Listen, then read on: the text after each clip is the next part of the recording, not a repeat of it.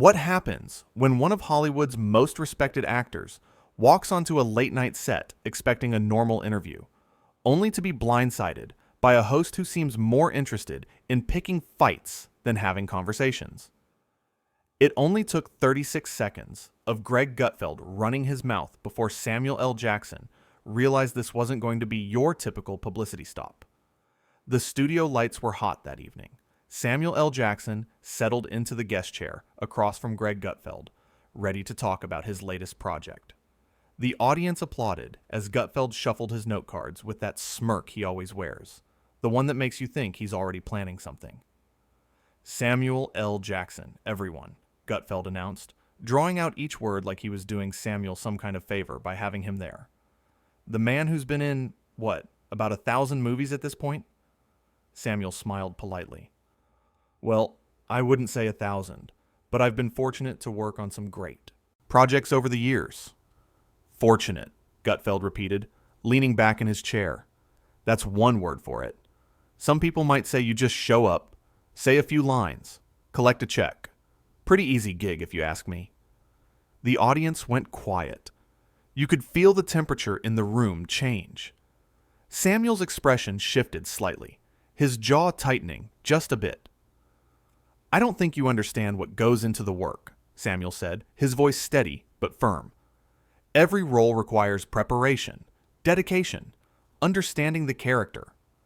Gutfeld waved his hand dismissively. Oh, come on. You play the same guy in every movie. Tough guy, yells a lot. Everyone's supposed to be impressed. It's not exactly Shakespeare. Actually, Samuel interjected, keeping his composure, I've played in Shakespeare. I've done theater, drama, comedy, action. I've worked with some of the greatest directors in the industry. Sure, Gutfeld said, that smirk getting wider. But let's be honest here. You're not exactly known for your range. You found a formula that works, and you just keep repeating it. Can't blame you, I guess. Why work hard when you can work easy? The audience shifted uncomfortably in their seats. This wasn't banter anymore. This was something else entirely. Samuel leaned forward. Greg, I came here to talk about my new film, not to be insulted on your show. Insulted? Gutfeld laughed, looking at the camera. See, this is what I'm talking about.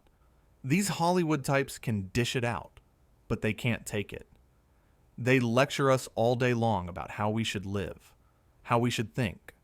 But the second someone questions them, they fall apart. I haven't lectured anyone, Samuel said, his voice getting harder now. I came here as a guest on your show.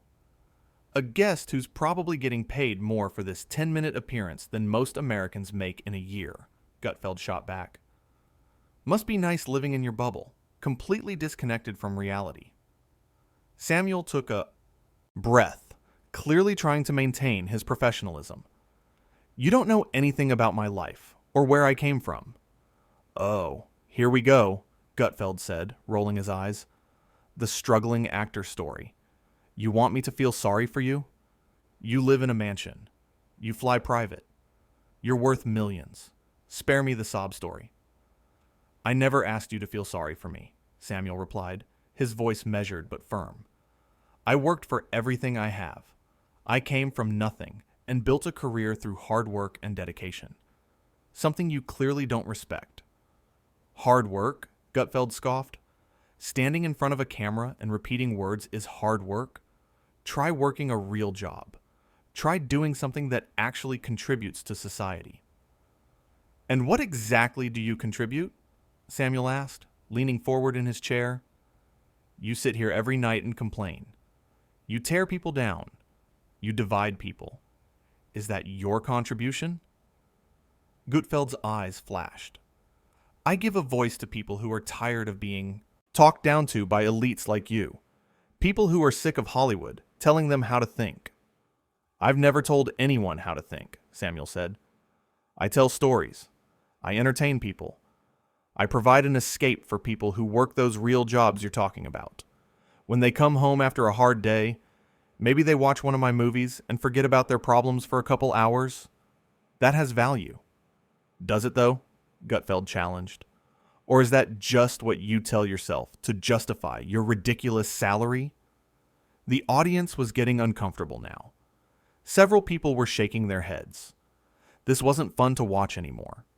Samuel's jaw tightened. You really want to go there? You want to talk about salaries? How much do you make, Greg? How much does the network pay you to sit here and attack people? That's different, Gutfeld said quickly. How? How's it different? We both work in entertainment. We both get paid to show up and do a job. The only difference is I don't pretend I'm better than the people who watch my work. I don't pretend anything, Gutfeld shot back, his voice rising. I'm honest. I say what I think. Unlike you people who smile for the cameras and then go home to your gated communities and laugh at the regular folks. You don't know me, Samuel said, his voice dangerously quiet now. You don't know what I do. You don't know who I spend time with. You don't know what causes I support or what I believe in. You've made up this entire character in your head based on nothing but your own prejudices. Prejudices? Gutfeld laughed, but it sounded forced. That's rich coming from Hollywood. What's that supposed to mean? Samuel asked. You know exactly what it means, Gutfeld said.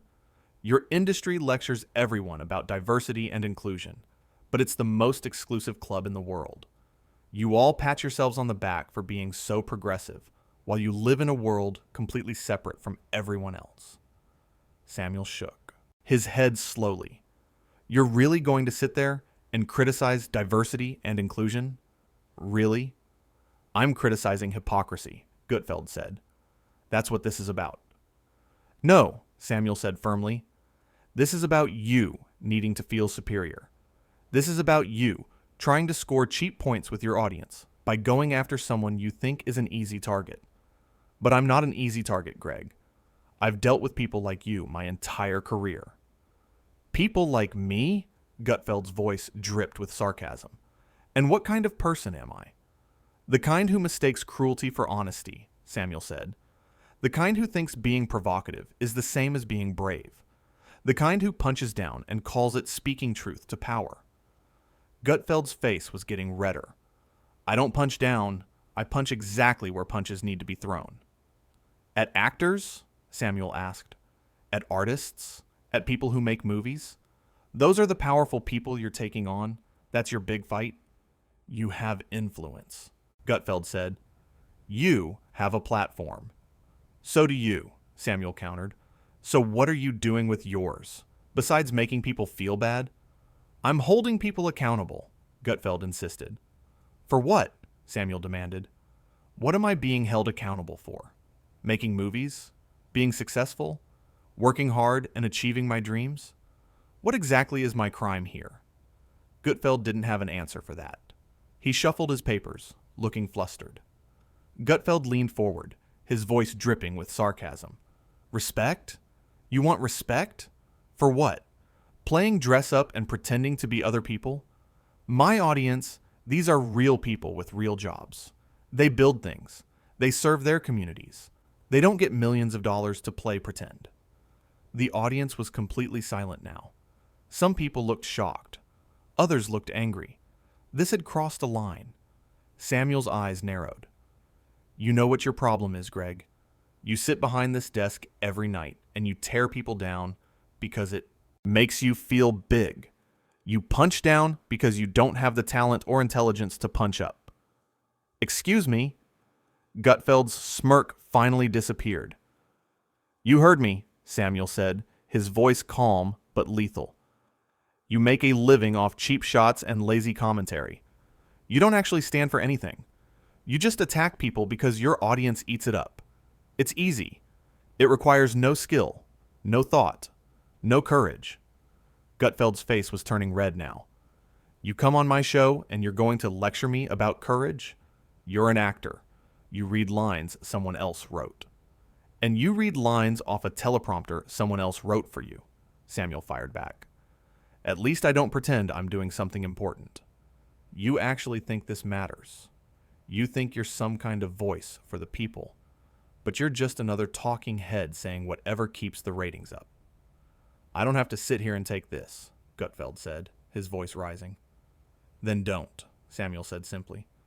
But you started this. You invited me here, and then immediately disrespected me and my work. What did you think was going to happen? Gutfeld pointed his finger at Samuel. I think you've forgotten whose show this is. I ask the questions here. I set the tone. You don't come into my house and tell me how to run things.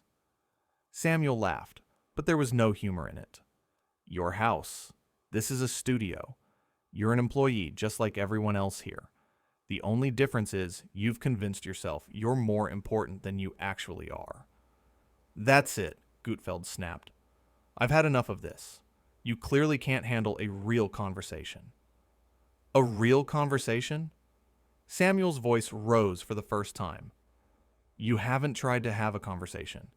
You've been taking shots since I sat down. You're a bully with a platform. And the sad part is, you don't even realize it. Gutfeld turned to someone off camera. Can we get security in here? The audience gasped. Samuel looked at Gutfeld with pure disbelief. Security? Samuel said. Are you serious right now? You're being disruptive, Gutfeld said, straightening his tie like he was the victim here. This is my show, and I'm asking you to leave. Samuel stood up slowly, deliberately. He unclipped his microphone with steady hands. You know what, Greg? I'll save you the trouble. I don't need to be here. I don't need this. I've been doing this for decades, and I've never been treated with such disrespect. Then maybe you should look in the mirror, Gutfeld said, his voice petulant now, like a child who wasn't getting his way. Samuel dropped the microphone on the chair. No, you should look in the mirror, because what I see when I look at you is someone who peaked in high school and never got over it. Someone who has to tear down successful people, because deep down, you know you'll never measure up. Get out, Gutfeld shouted, pointing toward the exit. Get out of my studio. I'm going, Samuel said, his voice calm. Again, which somehow made it more powerful. But let me tell you something before I do. You think you won something here? You think you came out on top? All you did was show everyone watching exactly who you are. A small man with a big mouth who can't handle being challenged. Security! Gutfeld yelled again. 2 security guards appeared from the wings, looking extremely uncomfortable. They clearly didn't want to be part of this. Samuel looked at them and raised his hands. Don't worry, gentlemen. I'm leaving. I wouldn't stay here if you paid me. He started walking toward the exit, his head held high. The audience didn't know what to do. A few people started clapping, then more joined in, and soon there was genuine applause as Samuel L. Jackson walked off the set. Gutfeld sat there, his face still red, trying to regain control. Well, there you have it, folks. Another Hollywood liberal who can't handle the truth. But his voice sounded hollow. The audience wasn't buying it. You could see it on their faces. Some of them looked disgusted. Others looked embarrassed for him. We'll be right back after this, Gutfeld said, forcing a smile that looked more like a grimace. As Samuel reached the exit, he turned back one more time. The cameras were still rolling. Everyone was watching. You know what the saddest part is? Samuel called out across the studio. I actually used to respect what you were trying to do. I didn't always agree with you, but I thought you were genuine. I thought you actually believed in something. But this is just pathetic. Gutfeld opened his mouth to respond, but nothing came out. For once in his life, he was speechless. Samuel shook his head and walked out. The door closed behind him with a heavy thud that seemed to echo through the silent studio.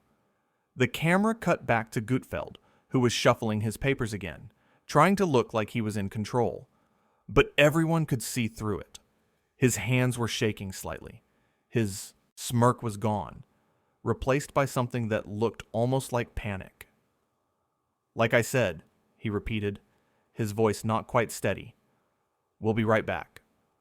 The moment the camera light went off, Gutfeld slumped in his chair. His producers were rushing onto the set. The audience was buzzing with conversation.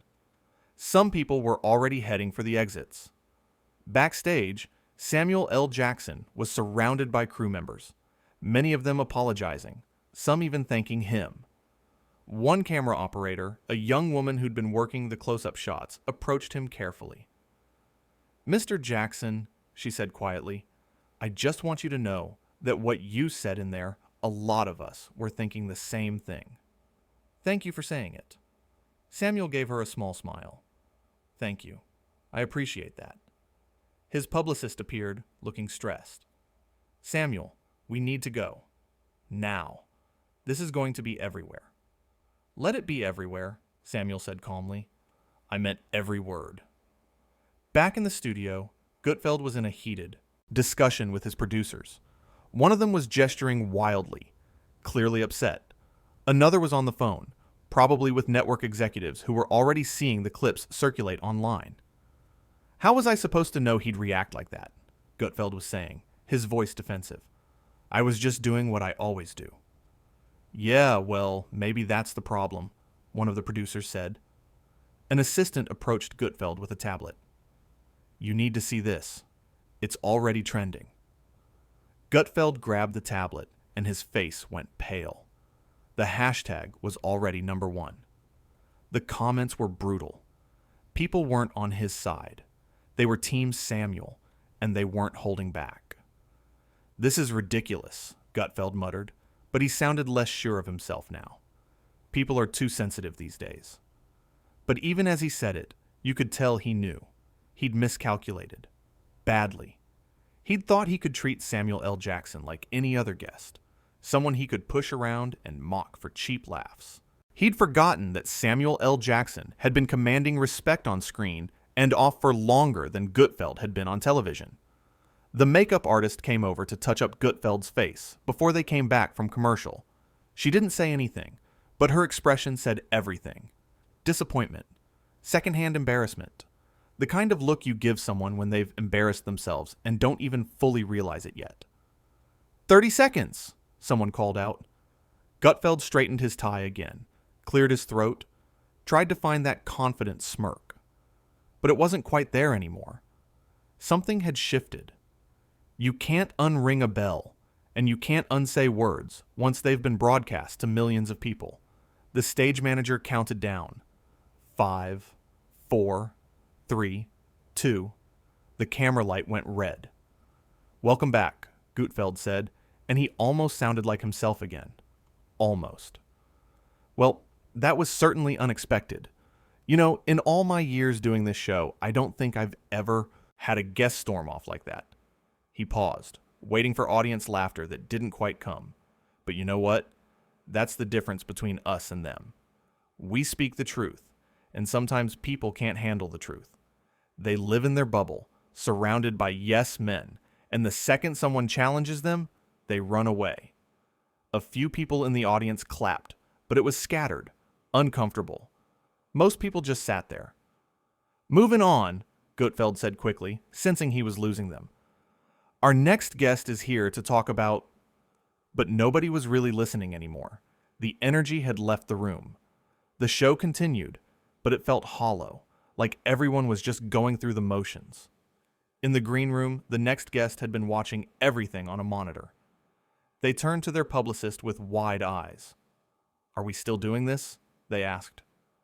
The publicist was already on the phone, speaking in urgent, hushed tones. After a moment, they hung up and shook their head. "We're pulling you. There's no way we're going on after that disaster." Back on set, a producer approached Gutfeld during another commercial break. "We have a problem. The next guest just canceled." "What? Why?" The producer gave him a look. "Why do you think?" Gutfeld's jaw clenched. This is absurd. One spoiled actor throws a tantrum and everyone loses their minds? He didn't throw a tantrum, Greg. You attacked him from the moment he sat down and he defended himself. There's a difference. "I was doing my job," Gutfeld insisted. "Were you?" the producer asked. "Because from where I was standing, it looked like you were trying to humiliate him for no reason. And it backfired. Spectacularly." Meanwhile, Samuel L. Jackson was in a car heading away from the studio. His phone was blowing up. Messages from fellow actors, directors, friends, family, all of them supportive. All of them saying some version of the same thing. It was about time someone stood up to that guy. One message made him smile. It was from another actor who'd been a guest on Gutfeld's show and had a similar experience. "Welcome to the club," the message read. "He tried the same thing with me. I wish I'd handled it the way you did. Respect." Samuel typed back, "Thanks. I just couldn't let it slide. Life's too short to let people disrespect you for entertainment." His publicist, sitting next to him in the car, was still in crisis mode, fielding calls, sending emails, managing the fallout. But there wasn't really fallout, not for Samuel. The response was overwhelmingly positive. People were praising him for standing up for himself, for not tolerating Gutfeld's behavior. "You know what's funny?" Samuel said, looking out the window at the city lights passing by. "I almost canceled this appearance. My gut told me it wasn't worth it. I should have listened." "At least it's over now," his publicist said. "Is it though?" Samuel asked. "Because something tells me this is going to follow." Gutfeld for a while? He was right. Back at the studio, the rest of the show was a train wreck. Gutfeld couldn't find his rhythm. His jokes fell flat. His commentary felt forced. The audience that remained seemed checked out, just waiting for it to be over. When the show finally ended, Gutfeld didn't stick around for the usual post-show meetings. He grabbed his stuff and headed straight for his dressing room, slamming the door behind him. Inside, he sat down heavily in his chair and stared at his reflection in the mirror, surrounded by lights. For a moment, just a brief moment, you could see something in his expression. Doubt, maybe, or regret. The mask slipping just enough to reveal the person underneath. But then his phone rang. It was the network. He answered, and within seconds he was defensive again, making excuses, blaming everyone but himself. "He came on looking for a fight," Gutfeld said into the phone. "What was I supposed to do? Just let him push me around on my own. Show?" But even as he said it, he knew that wasn't what happened. He knew he'd started it. He knew he'd pushed too hard, been too aggressive, too eager to score points at someone else's expense. Across town, Samuel L. Jackson arrived at his hotel. The lobby staff recognized him immediately, and several of them gave him subtle nods of approval. Word had spread fast. In his suite, he finally had a moment of quiet. He sat down on the couch and allowed himself a long exhale. His phone buzzed again. Another message. This one from a director he'd worked with years ago. "Just saw what happened. You handled that perfectly. That guy's been asking for it for years. Glad someone finally gave it to him." Samuel set his phone down and thought about the encounter. He didn't regret walking out. He didn't regret anything he'd said, but he did feel something. Not quite satisfaction. More like relief. Relief that he'd stood up for himself. Relief that he'd drawn a line. Because at the end of the day, that's what it came down to. Respect. Not just for him, but for everyone who works in the industry. Everyone who puts their heart into their craft. Everyone who deserves to be treated with basic human decency, regardless of whether they're promoting a movie or just living their lives. Gutfeld had forgotten that. Or maybe he'd never learned it in the first place. He'd gotten so caught up in his persona, his shtick, his need to be the tough guy who says what everyone's thinking, that he'd lost sight of the line between provocative and just plain mean. The next morning, the incident was everywhere. News sites, social media, entertainment shows. Everyone had an opinion. Most of them sided with Samuel. Some industry insiders even started sharing their own stories about uncomfortable experiences with Gutfeld, times when the interview crossed the line from challenging to hostile. Gutfeld released a statement through his publicist. It was carefully worded, probably written by a team of lawyers and PR professionals.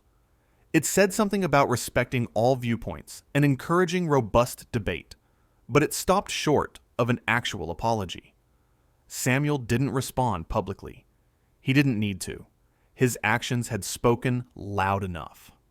2 days later, Samuel was on another talk show, one hosted by someone who actually knew how to have a respectful conversation.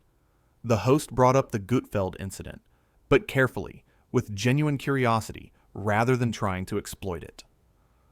"I don't want to dwell on it," Samuel said, "but I will say this. I've been in this business a long time. I've done thousands of interviews. I've faced tough questions, challenging conversations, even disagreements. That's all fine. That's part of the job. But there's a difference between a tough interview and a disrespectful one, and I think we all know the difference when we see it." The audience applauded, and the host nodded in understanding, before moving on to talk about Samuel's actual work, the reason he was there in the first place. Meanwhile, Gutfeld's show continued, but something had changed. The ratings took a hit. Some advertisers quietly pulled out. Other potential guests suddenly had scheduling conflicts. The incident had consequences, the kind that don't go away with a statement or a few days of news cycle. In the weeks that followed, there were think pieces written about the incident, discussions about the line between edgy comedy and bullying, conversations about how we treat artists and public figures, questions about what kind of discourse we actually want to see on television. But for Samuel L. Jackson, it was just another chapter in a long, successful career. He moved on to his next project, his next interview, his next role. He'd stood his ground, said his piece, and walked away with his dignity intact. That's all you can really ask for.